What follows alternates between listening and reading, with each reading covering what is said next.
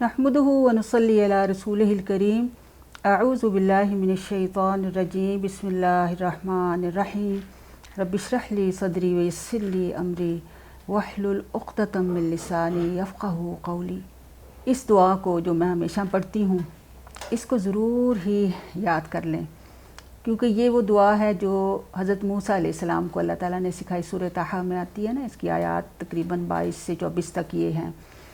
तो इन आयत में ख़ुद हज़रत मूसा ने कहा ना, जब अल्लाह ताला ने उन्हें नबी बनाया तो उन्हें कहा कि बड़ा मुश्किल है, मैं कैसे जाऊँ, फ़िरौन के सामने जाना था। तो अल्लाह ने कहा कि तुम ये पढ़ो, रब्बिश्रह ली सदरी व यस्सिर ली अमरी। तो ये इशराह शरह सदर जो होता है ना, ये होता है कि सीने का खुलना। सीने से खुलने से मुराद ये है कि इंसान के दिल में बात इस तरह से उतर जाए कि उस पर अमल करना आसान हो जाए। तो इसलिए कुरान को पढ़ने से पहले ये दुआ इसलिए भी पढ़ी जाती है कि हमें भी शरह सदर हो जाए ना। तो इसलिए जब इस दुआ को पढ़ें ना, तो महसूस भी करें कि हमारा सीना खुल रहा है। रब्बिश्रह ली सदरी व यस्सिर ली अमरी। ये काम मुश्किल है, शैतान बार बार कहेगा बड़ा मुश्किल है, छोड़ो, क्या ज़रूरी है, बस पढ़ लो, उसकी तिलावत करना आसान है।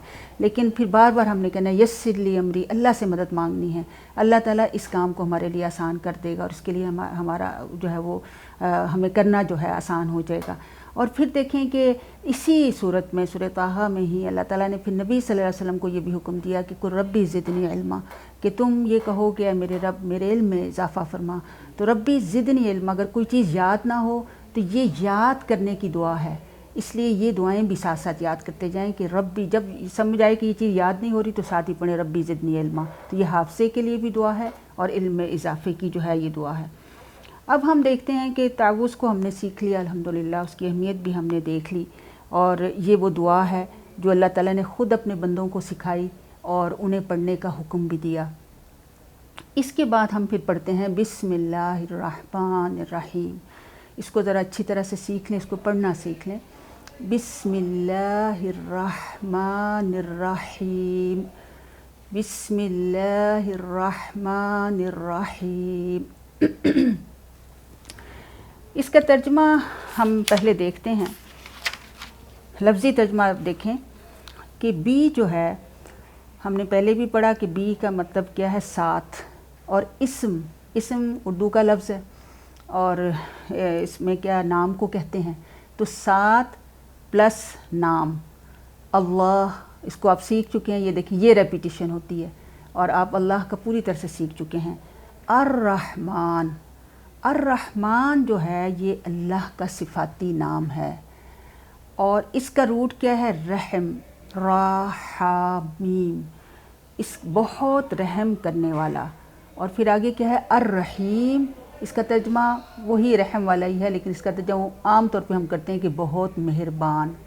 तो बा मुहावरा तर्जमा क्या हुआ कि मैं अल्लाह के नाम से, या सात नाम अल्लाह के जो बहुत रहम करने वाला और नहायत मेहरबान है। ये इसका बा मुहावरा तर्जमा है।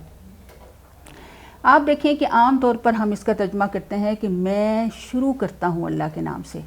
तो इसमें यह अरबी का एक उसलूब है और उलमा इसके बारे में ये बताते हैं कि बी जो साथ लगता है ना, बिस्मी, असल में बा के साथ अलिफ था, बास ऐसे बनता था। लेकिन फिर जब जब हमने पीछे पढ़ा कुरान की हिफाजत की तारीख़ के हवाले से, कि जब वो मुसहफ़ रस्म उस्मानी हज़रत उस्मान रज़ी अल्लाहु अन्हु के दौर में जब लिखा गया, तो उन्होंने इस इस्म के इस अलिफ़ को, यानी बी को सात इस्म की मिला दी, इसलिए बिस्म बन गया, बिस्मिल्लाह। ये सिर्फ बिस्मिल्लाह ही की स्पेशलिटी है कि इसके साथ लिखा गया। और दूसरा ये कि उलमा ये भी कहते हैं कि इससे पहले एक कलिमा अबदाऊ या अक़राऊ जो है महज़ूफ़ है, हज़फ़ है, यानी वो नहीं इसके साथ लिखा गया है। तो इसलिए हम इसका तर्जमा यही करते हैं, शुरू करती हूँ, यानी मैं शुरू करती हूँ या करता हूँ अल्लाह के नाम के साथ जो बहुत मेहरबान और बहुत रहीम है। फिर आप देखें कि इसकी जो तफसीर के हवाले से हम देखते हैं, इसकी पहले मानी की तफसीर हम देख लेते हैं। इसमें जो बी जो लफ्ज़ है, इसका तीन मानी जो है हम इसको देखते हैं कि बी के नाम के साथ, यानी अल्लाह के नाम के साथ, ये اللہ کی علماء یہ کہتے ہیں کہ اللہ کی اس سے مراد مصاحبت ہے، یعنی اللہ کے نام کے ساتھ، اور دوسرا ہے کہ اس سے مراد مدد چاہنا، یعنی اللہ کی نام کی مدد سے، اور تیسرا اس کا مطلب یہ بنتا ہے کہ تبرک کے طور پر، یعنی اللہ کے نام کی برکت سے جو ہے یہ ہم کہتے ہیں کہ اس لیے اس حساب سے اگر ہم بسم اللہ کریں تو اللہ کے نام کے ساتھ، اللہ کی مدد سے اور اللہ کے نام کی برکت سے جو ہے ہم جو ہے وہ شروع کرتے ہیں۔ اور پھر آپ یہ دیکھیں کہ اس میں جو آگے آتا ہے الرحمن الرحیم، یہ دونوں جو کلمات ہیں اس میں دونوں ہی فعلان اور فعیل کے وزن پر ہے۔ میں نے پہلے آپ کو سکھایا کہ جو اس وزن پر الفاظ ہوتے ہیں ان میں بہت زیادہ جوش، جیسے الرحمن وزن فعلان، تو اس میں بہت ہی جوش ہے، بہت زیادہ۔ تو اس لیے اس کیفیت کو ہم یہ سمجھیں گے کہ الرحمن یعنی وہ جس میں رحم کی صفت بہت زیادہ پائی جاتی ہے، اور اس میں جوش و خروش بھی ہے۔ اور کچھ اساتذہ اس حساب سے بھی بتاتے ہیں کہ اگر ہم رحمان کو یعنی اللہ تعالیٰ کی رحمت کو اگر ہم نے سمجھنا ہے تو ایک موسلا دھار بارش سے سمجھیں کہ جو بہت ہی جوش و خروش کے ساتھ تیز رفتار جو ہے وہ بہہ رہی ہو۔ تو الرحمن میں کیا ہے کہ اس کی رحمت ایسی ہے جس میں بڑا ہی جوش ہے اور وہ ہمیشہ ٹھاٹھے مارتی رہتی ہے۔ اور الرحمن جو ہے اپنی تمام مخلوق، چاہے وہ کافر ہو، مشرک ہو، ہر جاندار، یکساں عنایت کرنے والا ہے، ہر ایک کو دیتا ہے۔ دیکھیں یہ سورج جو ہے ایک کافر پہ بھی طلوع ہوتا ہے، یہ چاند جو ہے کافر کے لیے بھی نکلتا ہے، ہوائیں چلتی ہیں، ہر ایک کو فیض جو ہے پہنچ رہا ہے۔ تو رحمان جو ہے وہ ہر ایک کے لیے یعنی رحم کرنے والا ہے۔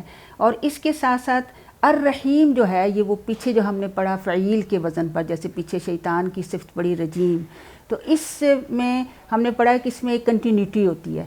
تو اس سے ہم اگر دیکھیں تو اللہ تعالیٰ کی رحمت کا تصور ہمیں کیا آنا چاہیے کہ وہ الرحمن ہے، یعنی اس کی رحمت جو ہے بہت ہی ٹھاٹھے مارتی ہوئی موسلا دھار بارش کی طرح برس رہی ہے اور مسلسل برس رہی ہے۔ الرحیم میں کیا تصور آتا ہے کہ تسلسل، دوام، ہمیشہ ہی وہ رحم کرتا رہے گا۔ لیکن اور اس میں یعنی اس کی رحمت جو ہے وہ کبھی بھی منقطع جو ہے وہ نہیں ہوتی۔ تو اس سے کتنا خوبصورت تصور آتا ہے۔ ہم تعوذ پڑھ کر اللہ کی پناہوں میں آ جاتے ہیں، اور بسم اللہ الرحمن الرحیم جب ہم پڑھیں گے تو اللہ کی صفت رحمانیت ہمارے ذہن میں، ہم اس کی رحم کے اس میں آ جاتے ہیں، اور کتنا خوبصورت تعلق جو ہے ہمارا اللہ رب العالمین کے ساتھ جو ہے وہ پیدا ہوتا ہے۔ تو اس لیے اس کو دوبارہ سے اس کا ترجمہ صرف دیکھ لیں کہ میں اللہ کے نام کے ساتھ جو بہت ہی رحم کرنے والا اور نہایت مہربان ہے۔ تو الرحمن پہلی صفت اور رحیم جو ہے اس کی دوسری صفت۔ وآخر دعوانا ان الحمد للہ رب العالمین۔